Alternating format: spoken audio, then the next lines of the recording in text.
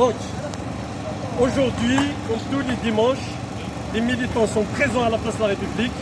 Donc, la lutte continue. Le pouvoir est affaibli. Le pouvoir passe d'un échec à l'autre. Le pouvoir, il est complètement désorganisé. La guerre des clans ne s'arrête jamais, ne s'arrêtera jamais. Donc ils sont en train de s'entretuer. Un clan emprisonne en fait ses adversaires, l'autre n'est pas content, donc il tente de reprendre en fait la main.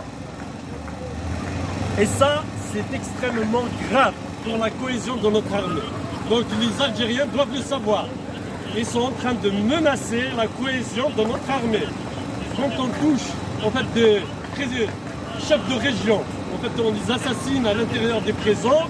Ces chefs de région ont des relations avec des soldats et les généraux en fait ont des réseaux à l'intérieur de l'armée. Donc ces militaires, cette junte militaire qui travaille, qui fait de la politique, au lieu de travailler à l'intérieur des casernes et renforcer notre armée, est en train d'affaiblir notre armée, est en train de détruire notre armée. Parce que le rôle d'un général, ce n'est pas de faire de la politique. Le rôle d'un général, c'est de réfléchir à l'intérieur de la caserne, de développer l'armée, d'améliorer les conditions de vie des militaires pour leur permettre en fait, de défendre en fait, notre territoire. Aujourd'hui, il y a une guerre de clans qui est extrêmement dangereuse pour l'institution militaire même. Donc cette jeune doit arrêter en fait, elle doit partir et reprendre en fait son service à l'intérieur du caserne. Elle n'a rien à faire en politique. Donc c'est important. Pourquoi en fait j'ai abordé ce sujet? Parce que la cohésion de l'armée, c'est quelque chose de fondamental. C'est une chose fondamentale en fait dans un pays. Donc, et chez nous, cette junte militaire tente par tous les moyens justement de casser, de détruire cette institution. Et nous, on la défend. Cette institution, on la défend contre cette junte qui tente en fait de la détruire. Donc c'est important. Le pouvoir totalitaire tente en fait essaie en fait d'appauvrir notre peuple. D'appauvrir notre peuple tout simplement parce que dans leur tête, dans la tête des généraux, dans la tête de la police politique, en fait, ils vont réussir à imposer ce qu'on appelle le silence des affamés. Le silence des affamés n'existe pas, je vous le dis. Même si vous rêvez en fait d'imposer en fait un silence aux Algériens, que vous tentez en fait d'appauvrir, cette démarche, votre démarche, la démarche en fait des généraux et de la junte militaire, n'aboutira pas. Mais le peuple algérien ne vous laissera pas tranquille. On est là, on va continuer à lutter pour la consécration de la démocratie en Algérie.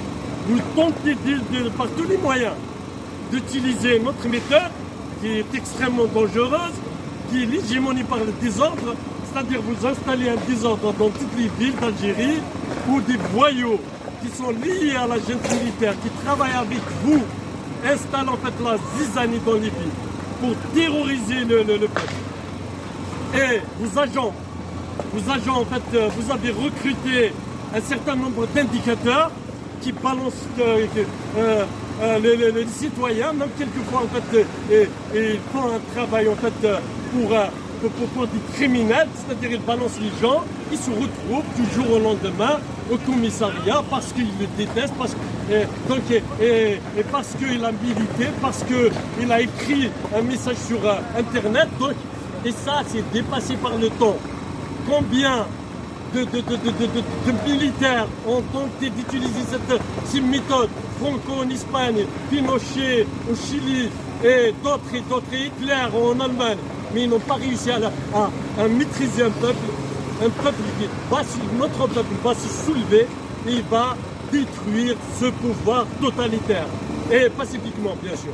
Donc il y a un militant qui s'appelle Selim Bonatero, donc c'est un militant pacifique, c'est un militant qui avait l'habitude de sortir en fait pendant presque 3 ans.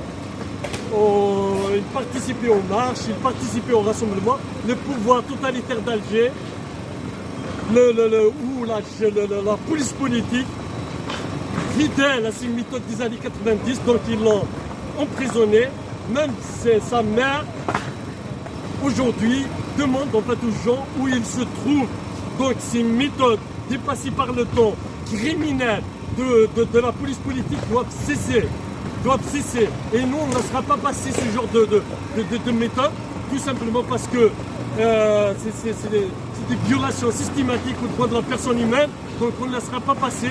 On va y aller devant toutes les instances pour combattre les ennemis du peuple, les ennemis de l'humanité. Donc, et Bonatero doit être libéré aujourd'hui. Aujourd'hui, la junte militaire doit le libérer. Donc, on ne lâchera pas cette affaire. Donc, il y a une deuxième chose. Donc, les militants sont en train de préparer une marche pour commémorer le 1er novembre. On va se mettre d'accord sur la date aujourd'hui. Donc, tous les militants vont discuter. On va discuter entre nous. Il y a une agora qu'on prépare tous les dimanches. Donc, on va discuter pour choisir la date et l'itinéraire. Donc on avait l'habitude de faire des marches en fait, qui partent de la place de la République jusqu'à la place de la Bastille. Donc la révolution elle est là, le pouvoir il est mort, le pouvoir n'arrivera plus à rebondir. Donc la lutte continue jusqu'à la chute du pouvoir totalitaire. Vive l'Algérie et vive la révolution. Merci.